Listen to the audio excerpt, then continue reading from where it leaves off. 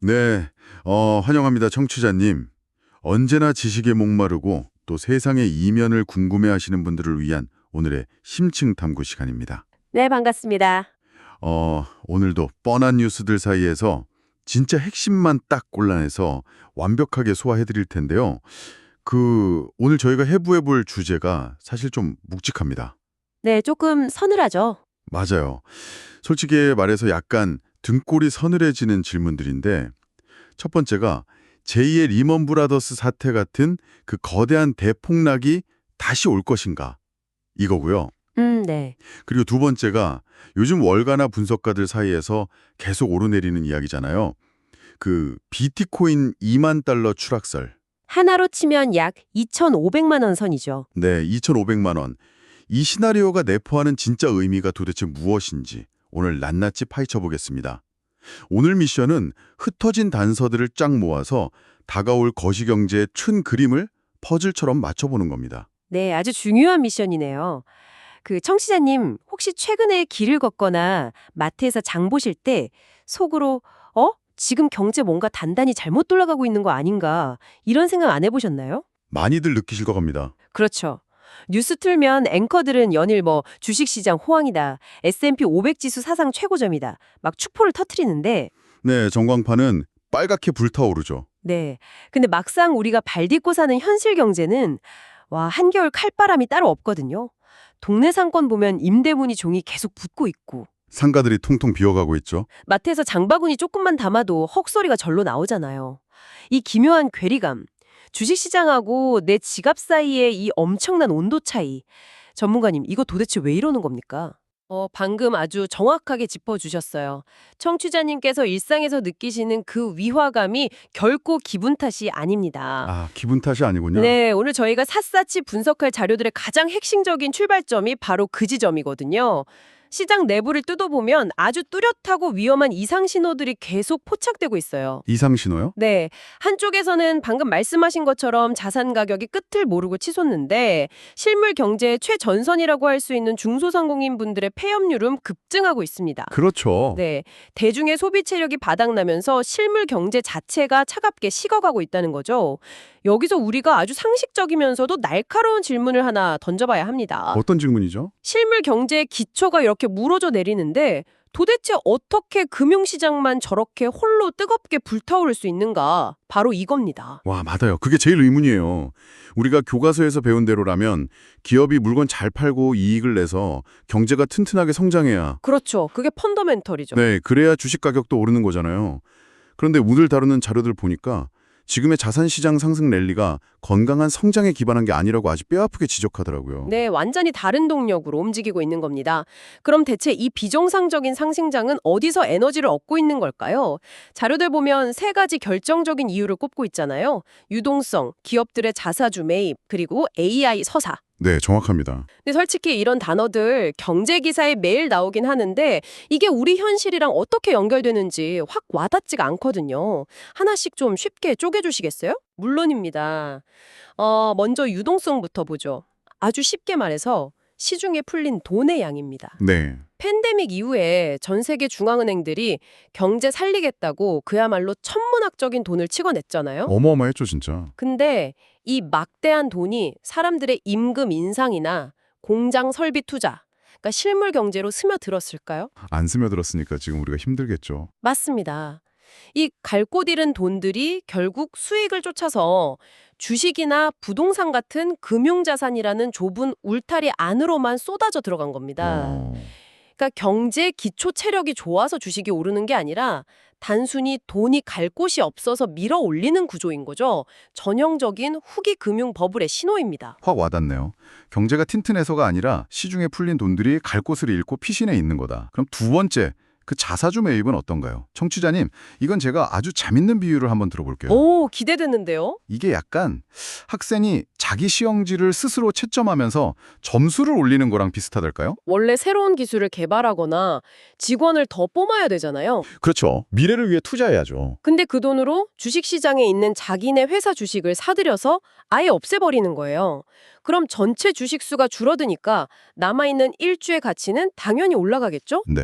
즉, 회사의 실제 덩치나 가치가 커진 게 아니라 장부상 마사지를 통해서 주가를 인위적으로 펌핑하고 있다. 이거 맞나요? 와, 아주 훌륭하고 정확한 비유입니다. 기업들이 혁신을 통한 성장이 아니라 그런 금융공학적인 기법으로 주가만 관리하고 있다는 맹점을 정확히 꼬집으셨어요. 아하하, AI 서사, 영어로는 내러티브라고 하죠. AI 무조건 오른다 이런 거. 네, 물론 인공지능이 세상을 바꿀 거대한 기술이라는 건 부정할 수 없어요.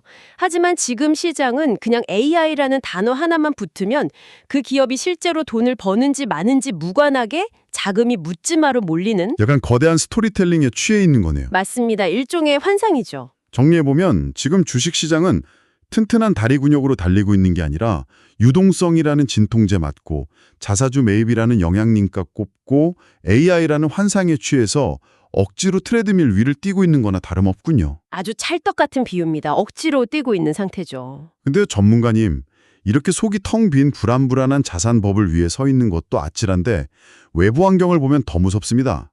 글로벌 정세 자체가 지금 상시 리스크 상태잖아요. 네, 지뢰밭이죠. 청취자님, 그 젠가 게임 해보셨죠? 나무 블럭 아래서 하나씩 빼서 위로 위태롭게 쌓아 올리다 보면 어느 순간 훅 숨만 크게 불어도 와르르 무너질 것 같은 탑이 되잖아요. 아, 맞습니다. 지금 세계 경제가 딱 그 젠가탑 같아요. 어떤 외관들이 숨어 있는지 한번 짚어주시죠. 네, 그 젠가탑을 흔들 수 있는 외관이 크게 4가지가 있습니다. 자료에서 아주 심각하게 경고하고 있는데요. 첫 번째가 패권 전쟁으로 번진 미중 갈등입니다. 미중 갈등. 이게 단순한 정치적 자존심 싸움이 아니거든요. 두 나라가 서로 관세 매기고 기술 통제하면서 전 세계 공급망이 두동강 나고 있습니다. 물건 싸게 만들던 시스템이 망가지니까 당연히 물가가 오르겠죠. 그렇겠네요. 두 번째는 전쟁의 장기화입니다. 우크라이나나 중동 사태 때문에 에너지 가격, 해상 물류 비용이 도무지 예측이 안 됩니다. 맞아요. 기름값 들쭉날쭉하고. 네, 그리고 세 번째가 각국이 자기 이익만 챙기면서 분을 걸어 잠그는 보호무역주의고요. 마지막 4번째가 이 모든 비용 상승을 억누르기 위해 억지로 유지하고 있는 고금리 상황입니다. 잠깐만요. 전문가님. 이거 그냥 나열만 할 게 아니라 좀 더 깊이 연결해 볼게요. 그러니까 전쟁 나고 갈등 생겨서 물가가 오르고 물가 나부려고 금리를 높게 유지한다. 여기까지는 오케이. 이해됩니다. 네, 근데 이 높은 금리가 결국 누구 목을 조르는 건가요? 바로 빚을 낸 사람들, 그리고 부채로 겨우 연명하고 있는 한계 기업들입니다. 이 4가지 리스크가 따로따로 노는 게 아니라 서로 위기를 증폭시키는 톱니바퀴처럼 맞물려 있어요. 아, 톱니바퀴. 고금리가 길어지면 상업용 부동산이나 대출 많은 기업부터 이자를 못 내서 터지기 시작하거든요. 그렇죠. 이자가 감당이 안 되니까. 자료에서 가장 경계하는 게 이겁니다. 단 한 번만 삐끗해도 연쇄 붕괴가 일어날 수 있는 취약한 구조가 완성됐다는 거죠. 단 한 번만 삐끗해도? 네, 어느 한 구석에서 예상치 못한 디폴트, 즉 채무 불이행이 터지면 그 충격파가 세계 경제 전체로 도미노처럼 번질 수 있습니다. 청취자님, 이게 우리 삶에 어떤 의미인지 한번 상상해 보세요. 우리가 매일 아침 출근하고 커피 마시고 월급 받는 이 평범한 일상이 사실은 밑바닥 블럭이 반쯤 빠져있는 젠가탑 꼭대기에 지어진 걸 수도 있다는 뜻입니다. 생각만 해도 아찔한 상황이죠. 자, 그럼 여기서 제가 아주 도발적이고 회의적인 질문 하나 던져보겠습니다. 네, 해보시죠. 이런 취약한 구조 속에서 만약 진짜 최악의 연쇄 붕괴가 일어난다고 쳐봐요. 자료들 보니까 심지어 비트코인이 2만 달러, 하나로 약 2,500만 원 선까지 폭락할 수 있다. 이런 무시무시한 시나리오가 있더라고요. 네, 그런 분석이 존재하죠. 솔직히 저는 좀 삐딱하게 묻고 싶습니다. 전문가들이 위기 온다, 폭락한다 경고한 게 도대체 벌써 몇 년째입니까? 하하, 오래되긴 했죠. 게다가 비트코인 요즘 디지털 금이라고 부르잖아요. 인플레이션 방어 수단이다. 기관 투자자들도 막 엄청 사들이고 있는데 비트코인 2만 달러 폭락설, 이거 과연 현실성 있는 얘기 맞나요? 너무 공포심 자극하는 과장 아닙니까? 아주 예리하고 당연한 의심입니다. 지금 비트코인 위상 생각하면 2만 달러 추락설은 진짜 터무니없게 들릴 수 있어요. 그쵸, 절대 안 올 것 같은데. 그래서 자료에서도 이게 무조건 일어난다고 예측하는 게 아닙니다. 강력한 조건부 시나리오예요. 조건부요. 어떤 조건이죠? 단순히 코인 시장 내부의 악재나 무슨 규제 문제가 아닙니다. 글로벌 금융시장 전체가 동시다발적으로 무너져 내리는 시스템적 신용 이벤트, 그러니까 거대 금융기관이 파산하거나 국가 단위의 디폴트 위기 같은 게 방아쇠 역할을 해야만 가능한 수치라는 겁니다. 신용 이벤트. 쉽게 말해서 2008년 리먼 사태 때처럼 전 세계 투자자들이 와, 이러다 다 죽겠다 하면서 패닉에 빠지는 그런 순간이네요. 네, 맞습니다. 근데 상식적으로 위기가 오면 사람들을 안전한 자산으로 숨어야 되는 거 아닌가요? 왜 비트코인까지 내다 파는 거죠? 극도의 공포 국면이 닥치면 시장에는 딱 하나의 철칙만 남습니다. 바로 현금이 왕이다. 캐시 이즈 킹이죠. 현금이 왕이다. 네. 대형 펀드나 기관들이 다른 자산에서 막대한 손실을 보게 되면 마진콜, 즉 추가 증거금을 내라는 엄청난 압박을 받게 됩니다. 당장 매일 부도나게 생겼는데 그렇죠. 당장 내일 부도를 막기 위해 현금이 필요한 사람들에게 장기적인 인플레이션 방어, 이런 논리는 사치입니다. 묻지도 따지지도 않고 다 파는 거군요. 맞아요. 주식이든 부동산이든 금이든 손에 잡히는 건 다 던져서 현금을 확보하려고 하죠. 근데 특히 비트코인은 24시간 거래되고 전 세계 어디서나 가장 빠르고 쉽게 현금화할 수 있잖아요. 네, 유동성이 엄청 좋으니까. 역설적이게도 그 뛰어난 유동성 때문에 공포의 청산 과정에서 가장 먼저 그리고 가장 뼈아프게 타격을 받는다는 게 냉혹한 팩트입니다. 와, 소름 돋게 납득이 가네요. 비트코인이 가치가 없어서 폭락하는 게 아니라 당장 빚 갚을 현금이 급하니까 제일 팔기 쉬운 비트코인부터 현금 인출기처럼 짝짝 뽑아 쓴다는 거잖아요. 네, 정확히 그겁니다. 청취자님, 지금까지 이야기만 들으면 결국 위기 오면 비트코인도 끝이구나. 무조건 현금 쥐고 있어야겠다. 이렇게 생각하실 수 있어요. 충분히 그렇게 들리죠. 근데요, 오늘 우리가 다루는 자료들이 던지는 가장 거대하고 충격적인 통찰, 이른바 아하 모먼트, 바로 지금부터입니다. 네. 비트코인 2만 달러 추락 시나리오가 결코 비트코인의 끝을 의미하는 게 아니라는 거잖아요. 네, 이 대목이 오늘 심층 탐구의 진정한 하이라이트입니다. 네, 설명 좀 해주시죠. 자료를 깊이 들여다보면 비트코인이 20K까지 떨어지는 그 피가 낭자한 바닥은 코인의 종말이 아닙니다. 오히려 기존 금융 시스템과 통화에 대한 대중의 불신이 폭발하는 출발점이 될 거라는 아주 역사적인 통찰을 제시하고 있어요. 기존 시스템에 대한 불신의 폭발. 와, 이거 대체 무슨 의미인지 명확하게 짚고 넘어가야겠습니다. 자료에서 2008년 위기랑 다가올 미래 위기를 아주 기가 막히게 비교해놨더라고요. 네, 아주 중요한 비교죠. 2008년 글로벌 금융위기 때 전 세계 사람들을 덮친 공포의 핵심 질문이 이거였어요. 은행이 무너졌다.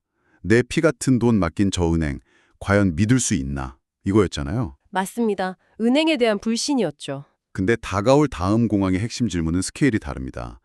은행 정도가 아니라 국가, 통화, 부채 시스템 자체를 과연 믿을 수 있는가?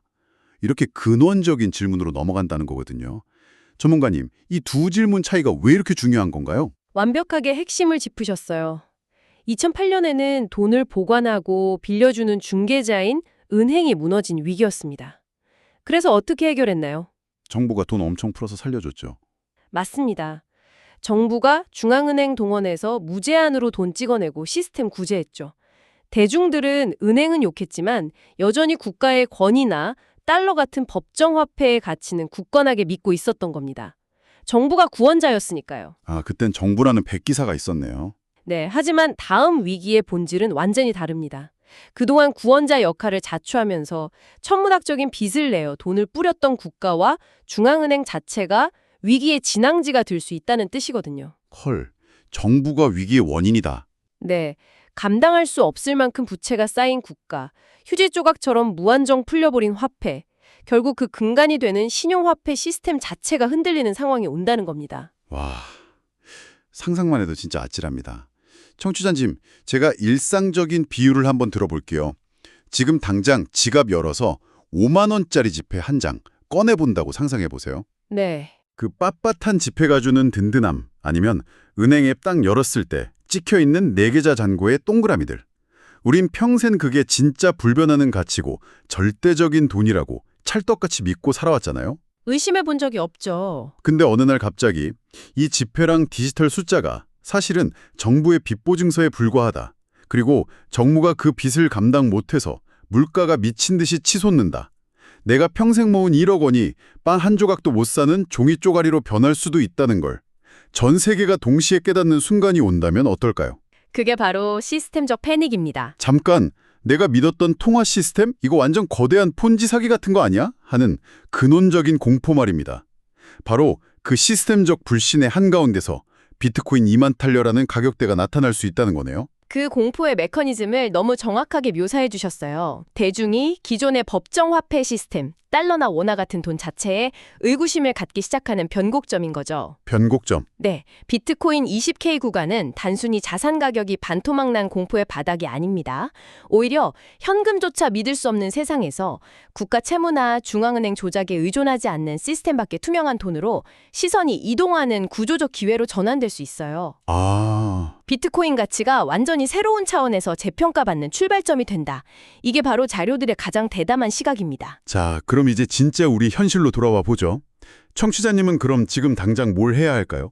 당장 내일 세상 망할 것처럼 전재산 팔아서 산속에 벙커 파야 됩니까? 하하, 극단적이네요. 아니면 AI가 세상 지배할 거니까 주식 무조건 오른다 믿고 영혼까지 끌어모아서 계속 투자를 해야 되나요? 둘 다 아닙니다. 다행히도 오늘 우리가 뜯어본 자료들이 단순히 공포만 조장하는 게 아니라 아주 현실적인 행동 지침을 가이드하고 있잖아요. 생존 가이드.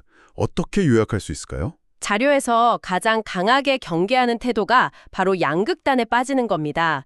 위기는 무슨 위기냐 하면서 맹목적인 낙관에 빠지거나 반대로 이제 세상 끝났다면서 아무 기회도 못 잡는 극단적 비관론 둘 다 버려야 합니다. 중간을 찾아라. 네. 대신 내 자산을 현금, 실물 자산, 그리고 비트코인 같은 대체 자산으로 철저히 분리해서 접근하라고 조언합니다. 다가올 충격파 속에서 각각이 방패가 될지 창이 될지 미리 계산해두라는 거죠. 이 대목에서 제가 자료 읽다가 형광펜 진하게 쫙 그은 문장이 있습니다. 청취자님 이거 꼭 기억하세요. 가격 예측에 에너지를 쏟지 말고 나는 살아남는 구조를 갖추고 있는가를 먼저 점검하라. 핵심 문장이죠. 우리 솔직히 매일 스마트폰 보면서 삼성전자 언제 오르나, 코인 바닥이 5천만 원인가 3천만 원인가 가격 맞추기 게임만 하고 있잖아요. 네, 거기에 에너지를 다 뺏기죠. 근데 진짜 위기 넘기는 고수들은 바닥 맞추기 도박이 아니라 어떤 위기가 와도 내가 무너지지 않는 구조에 집중한다는 겁니다. 너무 추상적인가요? 그래서 저희가 이걸 3가지 점검표로 만들어봤습니다. 전문가님, 첫 번째 뭔가요? 첫 번째 점검 포인트 생존 포지션입니다. 만약 내일 당장 최악의 시나리오 터져서 코인 반토막 나고 주식 붕괴한다고 쳐보죠. 그때 당신의 경제적 일상이 무너집니까? 당장 다음 달 월세나 대출이자 못 내서 길거리에 나앉게 되나요? 그건 진짜 끔찍한데요? 만약 그렇다면 구조가 심각하게 잘못된 겁니다. 헐값에 자산 내다 팔지 않고도 버틸 수 있는 현금 흐름이나 비상금이 확보되어 있는가? 이게 최우선 점검 대상입니다. 맞습니다. 총알 빗발치는 전쟁터에 총만 사고 방탄조끼 안 입고 나가는 격이죠. 6개월치 생활비도 없이 영끌 투자하는 건 자살행위란 뜻입니다. 그럼 두 번째는요? 두 번째는 비중 조달 시나리오입니다. 비중 조절? 누가 좋다고 하면 우르르 몰려가서 몰빵하는 게 아니라 전통 주식, 대체 자산인 코인, 최후 보루인 현금 이렇게 비중을 어떻게 나눌지, 시장 통락할 때 어떻게 리밸런싱 할지 나만의 분명한 매뉴얼이 있어야 한다는 거죠. 남의 말에 안 휘둘리는 멘탈 구조를 만드는 거군요. 마지막 세 번째는 뭔가요? 세 번째는 위기의 성격을 꿰뚫어 보는 안목에 관한 겁니다. 경제가 둔화하긴 하지만 중앙은행 통제하에 천천히 거품이 꺼지는 소프트 붕괴냐? 연착륙이냐? 네. 아니면 통화 시스템 자체 신뢰가 깨지는 진정한 대공황적 붕괴냐? 이걸 구분할 나만의 기준이 있느냐는 겁니다. 이 두 가지는 대응 방식이 완전히 다르거든요. 어떻게 다르죠? 연착륙이면 우량 주식 떨어졌을 때 줍는 전략이 통하겠죠. 하지만 시스템 붕괴라면 체제 밖의 자산, 즉 비트코인이나 금의 비중을 극대화해야 하는 시점일 테니까요. 결국 오늘의 핵심은 내가 통제할 수 없는 거시경제나 가격 변화를 신처럼 예측하려고 헛고생하지 말고 내가 완벽하게 통제할 수 있는 내 생존 구조랑 자산 배분 원칙을 단단하게 만들라. 이거네요. 정말 뼈를 때리는 조언입니다. 네, 실천이 중요하죠. 자, 어느덧 오늘 치열하게 파헤친 거대한 자료들을 좀 갈무리할 시간이 왔습니다. 전문가님 3줄 요약 부탁드립니다. 네, 오늘 논의의 핵심입니다. 첫째, 현재 주식시장의 끝없는 상승장은 경제의 건강함을 뜻하는 게 아니며 세계 경제는 언제든 연쇄 붕괴할 수 있는 뇌관들을 안고 있다. 네. 둘째, 위기가 터지면 유동성 확보를 위한 투매가 일어나 비트코인조차 20K까지 폭락하는 상황이 올 수 있다. 네, 올 수 있다. 셋째, 하지만 그 바닥은 끝이 아니다. 국가와 통화 시스템에 대한 대중의 불신이 폭발하면서 대체 자산이 새로운 기회의 변곡점을 맞이하는 역사의 출발점이 될 수 있다. 명쾌한 정리 너무 감사합니다. 오늘 우리는 국가와 통화, 부채 시스템 자체를 과연 믿을 수 있는가라는 어쩌면 우리 세대가 가장 뼈저리게 마주할 무서운 질문을 다뤄봤습니다. 네, 정말 중요한 화두였죠. 이 묵직한 논의를 바탕으로 심층 탐구 마치면서 청취자님께 완전히 새로운 차원의 도발적인 질문 하나 던지고 싶습니다. 네. 청취자님, 만약 다가올 진짜 위기가 우리 상식을 완전히 비웃으면서 찾아온다면 어떨까요? 우리가 그토록 안전하다고 굳게 믿고 꽉 쥐고 있던 은행 계좌 속 그 현금이 사실은 인플레이션과 시스템 붕괴 속에서 가장 빠르게 가치가 녹아내려버리는 세상에서 가장 위험한 자산으로 돌변한다면 말입니다. 진정한 안전자산의 정의가 송두리째 뒤집히는 시대, 종이 쪼가리에 대한 믿음이 산산조각 나는 시대가 온다면 우리는 과연 무엇을 진정한 돈이라고 부르게 될까요? 오늘 밤 지갑 속 지폐 한번 물끄러미 바라보시면서 이 질문 천천히 곱씹어 보시길 바랍니다. 청취자님의 예리한 이적 호기심 응원하면서 오늘 탐구 여기서 마칩니다. 끝까지 함께해 주셔서 진심으로 감사합니다. 감사합니다.